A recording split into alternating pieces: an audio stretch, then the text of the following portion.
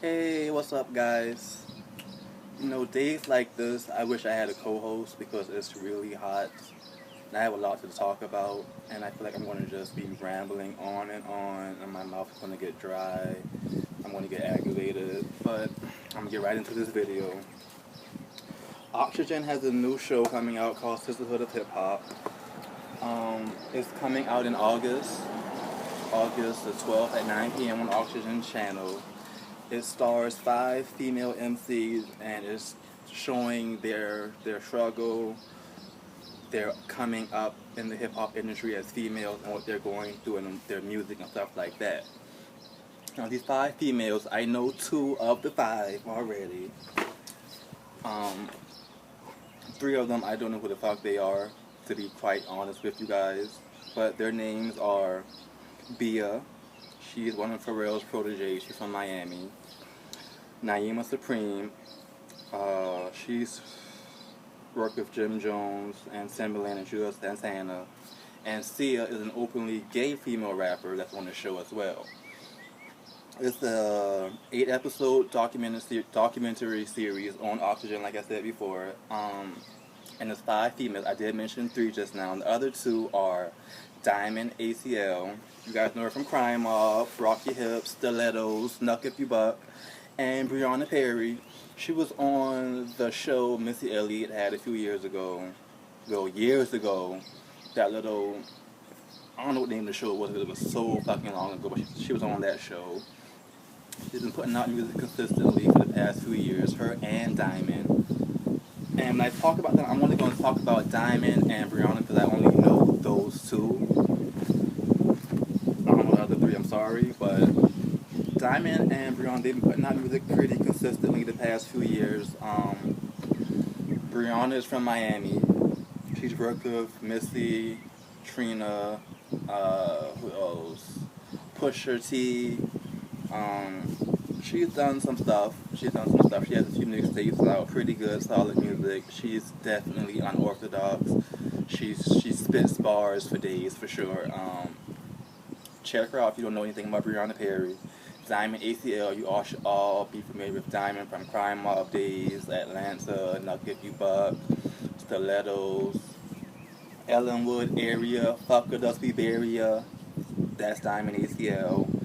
Crime Mob broke up in 2008, I think. I'm not even fucking. Do I have notes on when they broke up? No, I don't. But they disbanded. There were talks of them getting back together. It never happened. So this should be interesting to see these ladies come up together on this show. Like, there's only 8 episodes. Hopefully they, blue lighted for a second series or more episodes. T.I. is an executive producer on the show as well. Let me see what else. They're doing like a pre-show telecast on July 22nd, so you guys can meet the girls then. Also, you can also go to oxygen.com and read the cast bios and whatnot. The next subject is TLC versus Rihanna, excuse me. TLC, one of the biggest girl groups in the world, the biggest girl group in America. 22 years in the game, 5 Grammys, 3 Billboard Awards. Y'all bitches went the fuck in on Twitter the other night. It all stemmed from this interview the girls were doing in Australia, because they're on tour over there and whatnot. The interviewer asked them something about people being half naked or some shit. And I guess T-Boz was the one who was doing the most talking from what I seen. Now, the first interview that started the thing was pretty edited, so I understand that they didn't call no names or nothing. There's also a second video, if you guys haven't seen that video, where they explained the first interview, telling us that, they never said nobody's name. It was a general question that the interviewer asked them regarding people in the business, I guess, being half clothed, and they made a response, and they didn't call a specific name. They were talking in general, from people on TV, people in the music industry, to just anybody in general that's half naked, showing boobies and beefcakes and whatnot. And And I guess they showed a picture, the interviewer threw up a picture of Rihanna after they did the segment, and it was doing editing and whatnot, and it sparked this big fucking Twitter beef on Twitter.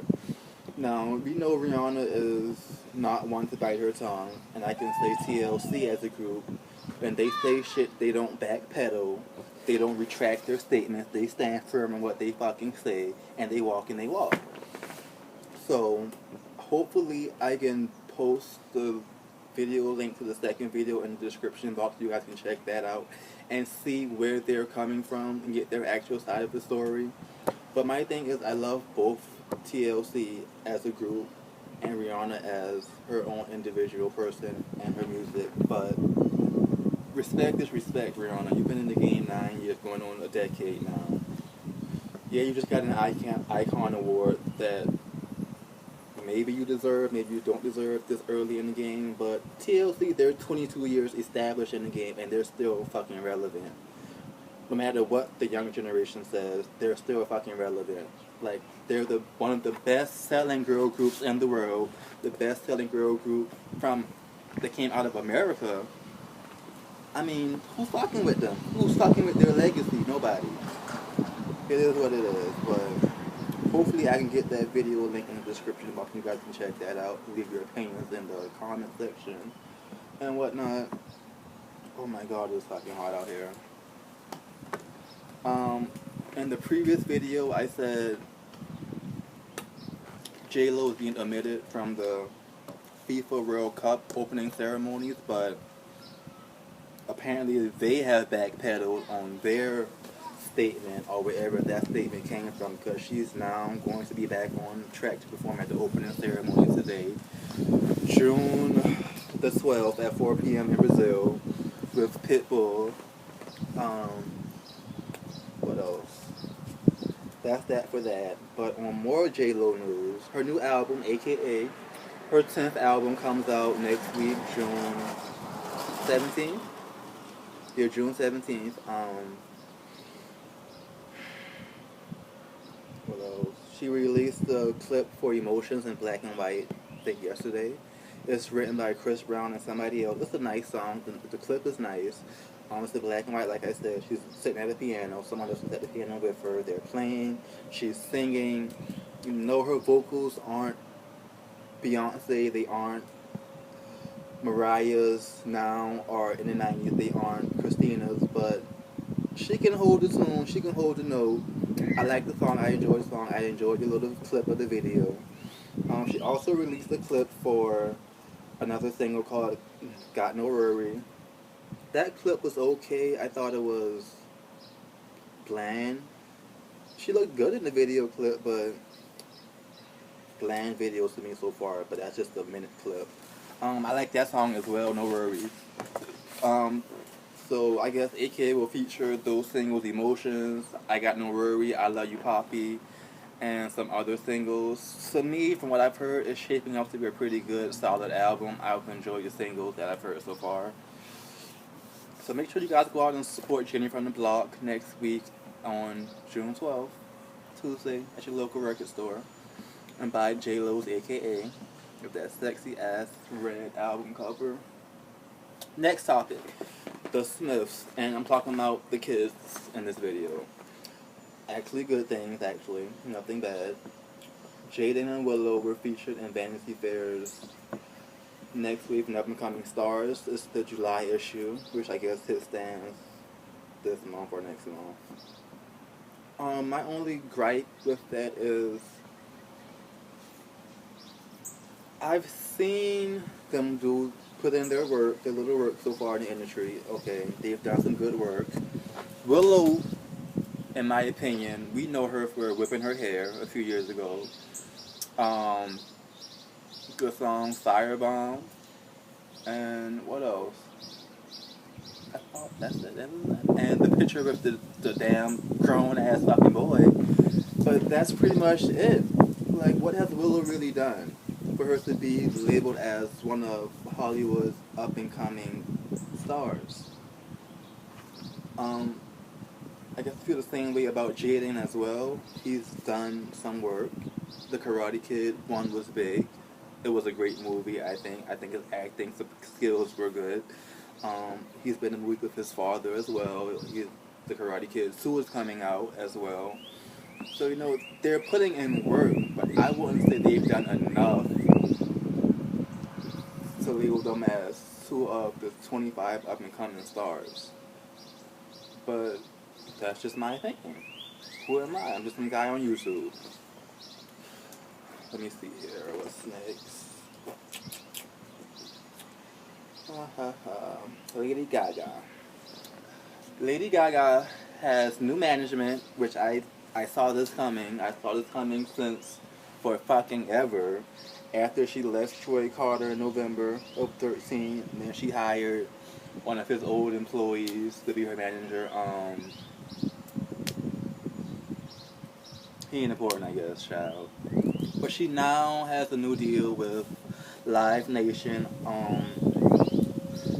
Artist Nation, which Artist Nation is Live Nation's management division. So she's now a Live Nation artist, which is the big thing. You know, Gaga is a big artist. She's had a this past year and a half has been pretty slow for her, I guess, successfully and commercially around the world, but everybody has their ups and downs in this industry.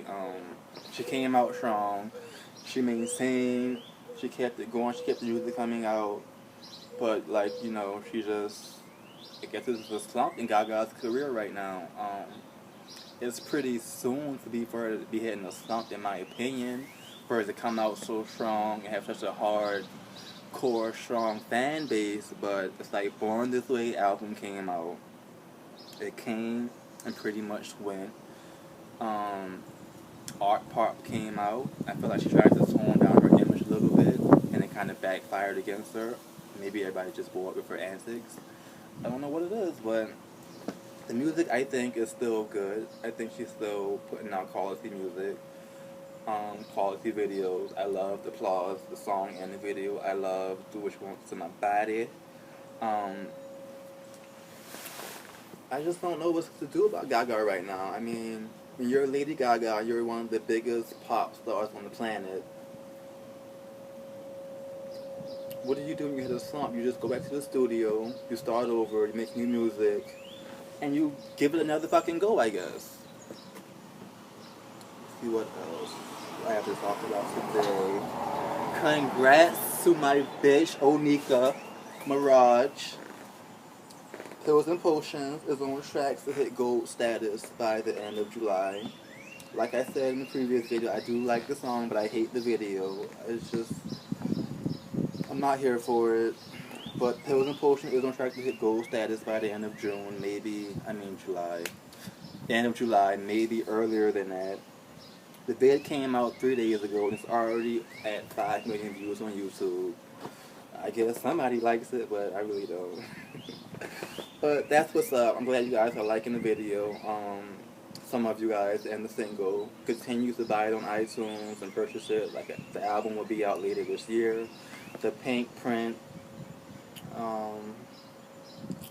Monica is next. She's been teasing new music on Instagram, but nothing's definite yet that we know of. But Monica always delivers. She has a voice like a fucking angel or songbird. Oh, she needs to do her damn hair. Jesus, fix it. I'm sorry, that's somebody's child. But she got a nappy ass head. She's been teasing this new music on Instagram. That bitch hair is nappy. Oh my god. People need to let their kids not come out the house looking all type of way. She got me all sidetracked, honey. Monica, the music is good, is great, honey. You are singing your ass off on every song, every album. My issue, after, what was that album called that Missy pretty much produced? After the Storm. That was like Monica's fucking comeback album. It wasn't, there were love songs, there were minutes and uptempo. It was a solid album. Like, all of her work is solid, but it was just like, that album was like, yes, bitch, yes, yes. just a great album all around. Now it's like Monica is just putting out all these love songs, these slow ballads, these mid-tempos. Hey boys, fuck y'all looking at? I need her to go back to that After the Storm era and put out some up-tempo music. We know you don't dance, Monica, but you can do a little two-step or something, girl. Give us something different. Keep us interested. Don't be redundant. When you're redundant in the music industry, you're going like that. But luckily, she's one of the artists. She's been able to maintain her career from the 90s till now. And that is an amazing feat in R&B music. It is, and I congratulate her on that. I think that is it for this video. I have one more subject, actually, Selena Johnson, but I don't really want to talk about her because it's really nothing important, but whatever. Selena Johnson, Tamar Braxton, and Kiki Wyatt were on. I need my notes for this one. This story really not that important. The Ryan Cameron Morning Show, and Selena fucking Johnson, had the fucking nerve. First of all, let me break it down. They were passing this picture around of Blue Ivy. I guess her hair looking nappy and uncombed and unkept and natural and dry, like it always is. Selena proceeds, at some point in the interview, I did watch it, and I thought it was all about Blue Ivy, but it's not all about Blue Ivy, so I had to watch the whole fucking interview just to get to Blue Ivy's part. I was pissed about that. But she says that Blue Ivy is giving ODB, meaning old dirty bastard for you young kids. And you know who that is, go back on YouTube, watch old videos, watch old Mariah videos, watch old Wu-Tang videos, and get familiar with ODB. Rest in peace. But the thing is, bitch, you tried it. You really tried it. Not to say that what she said wasn't exactly far from the truth, because the baby hair does remind me of ODB now that she's fucking mentioned it. I can see the resemblance of the hair from Blue Ivy and the hair on his head. I see the resemblance. They both look dry, unkept, uncombed, no moisturizer, setting lotion, no nothing, bitch, no nothing. So I can see the comparison being legit, but bitch, why did you open your mouth to say that? So you know the Beehive attacked Selena. They also attacked Tamar and Kiki Wyatt. Now, on Tamar's defense, I will say, she didn't actually come for Blue Ivy or Beyonce. She was just like, I have a nephew who's natural, Tony's son, and you just need to put a little moisturizer and a little lubrication. That's all Tamar was saying.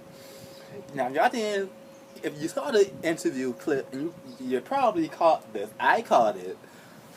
After Selena said she's giving ODB, Tamar quickly, very quickly, was like, no, she's thinking a little moisturizer, a little product, she kept taking a little product, so Tamar probably knows the Beehive was going to come to Selena's ass, and anybody who was at that fucking table, anybody who was in that fucking room. Nobody was fucking safe from Beyonce's fucking bodyguards. Jesus Christ. Jesus just fixed every fucking thing. I guess that's it for this video. I thought it would be much longer on these fucking subjects. But I do have a second video to do today because I have more shit to talk about. I didn't want to sit here and do this long, drawn-out video and it'd be 30, 45 minutes. And of course I have... What? You want some chips? Okay, give me 5 minutes, okay? I have this child that I'm babysitting, so I can't commit, 45 minutes to one video. I have to keep checking on him. So I'm going to upload a second video in the same shirt, in the same chair, in the same ponytail. So I don't want to see no comments asking me why I got on the same fucking clothes. So I'm letting y'all know right now. So please thumbs up the video, comment, subscribe, share on Tumblr, Twitter, Facebook, Vimeo, whatever you can share this video at. Leave your comments. And I am out until the next video.